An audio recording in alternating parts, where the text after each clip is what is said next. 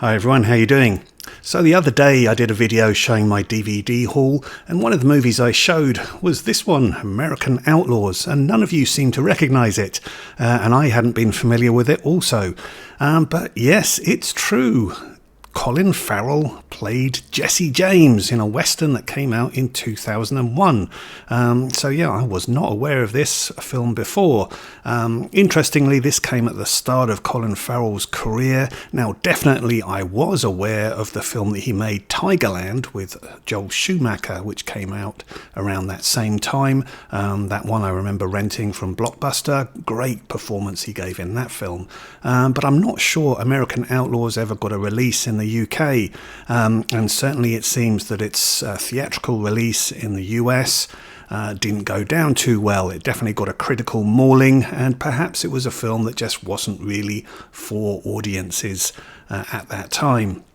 So yeah, American Outlaws is a Western, but very much in a light-hearted kind of way. It's directed by Les Mayfield, a director who previously had only been known for doing Encino Man, Flubber, the remake of The Miracle on 34th Street, and Blue Streak, starring Martin Lawrence.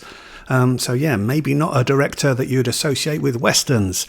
And then this was written by two writers, so Roderick Taylor, a writer who had only worked in film back in 1983, when he worked on the Peter Hyams film The Star Chamber, and then he was later to go on to write or develop the story for The Brave One, starring Jodie Foster and directed by Neil Jordan. And then the other co-writer on this film is a guy, Richard Rogers, who was responsible for co-writing Catwoman. So again, not a great pedigree for doing westerns.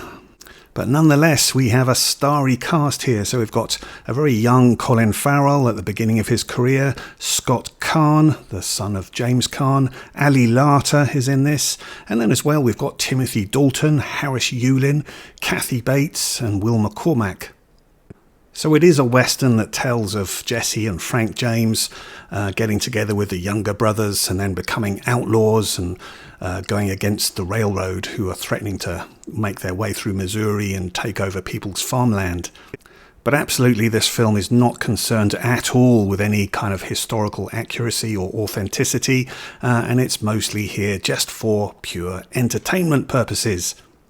This film is very much the equivalent of, say, if you wanted to go to one of the studios and see their Wild West show, then this is probably the kind of thing that you might end up seeing there. So there's lots of stunt sequences in this. There's lots of guys twirling their pistols and being able to ride horseback and hold the reins between their teeth while firing with both hands, all that kind of stuff. Lots of action set pieces in this, and Colin Farrell is hugely energetic in this and conducts a lot of his own stunt sequences in this, and he's entertaining to watch. He's clearly at an early stage in his career where he's just got lots of energy and gusto, and he just wants to get immersed in this. And so yeah, he does a lot of his own stunts, and yeah, he's just brimming with energy. But like I say, absolutely, this is not a Western you're going to enjoy if you want any kind of historical accuracy at all. This is just purely mindless entertainment. The script is really, really weak, and that really comes across in some of the dramatic sequences. So whenever there's a death scene, for example, the camera is always closing in on the person's face, and you're then getting them to just sort of see their last gasp of breath, and then Colin Farrell and Scott Caan are having to try and show some kind of emotion, which really just results in them screwing up their faces and looking constipated. So yeah, in no way is this really a good movie, but I must say I had fun with it. I mean, the action set pieces in this, and particularly all of the stunt work, is really, really good. And the film was shot in Texas during extreme heat, and they actually built a whole western town and were able to sort of repurpose some of the buildings that they built for various scenes. And the wood that they used for building that set actually came from right here in British Columbia. The cinematographer on this was Russell Boyd, one of Australia's great cinematographers.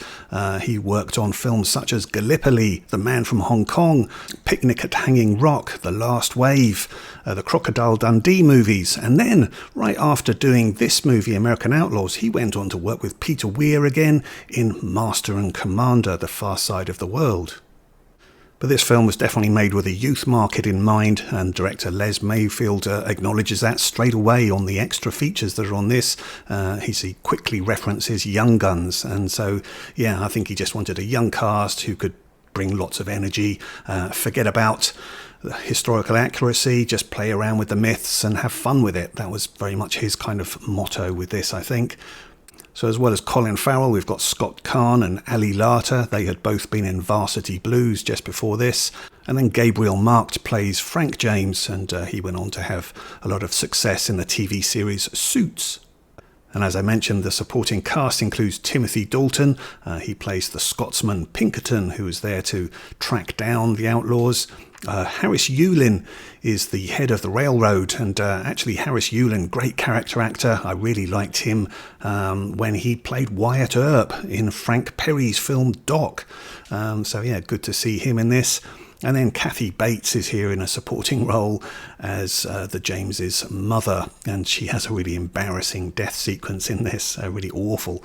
But yeah, I'm not going to say that this is a great movie, but definitely I had fun with it, and certainly the stunt sequences and the action set pieces are a lot of fun, and Colin Farrell in particular just shows his charisma and energy, twirling his guns, riding horseback, and running on top of trains, throwing himself off buildings, throwing himself through windows.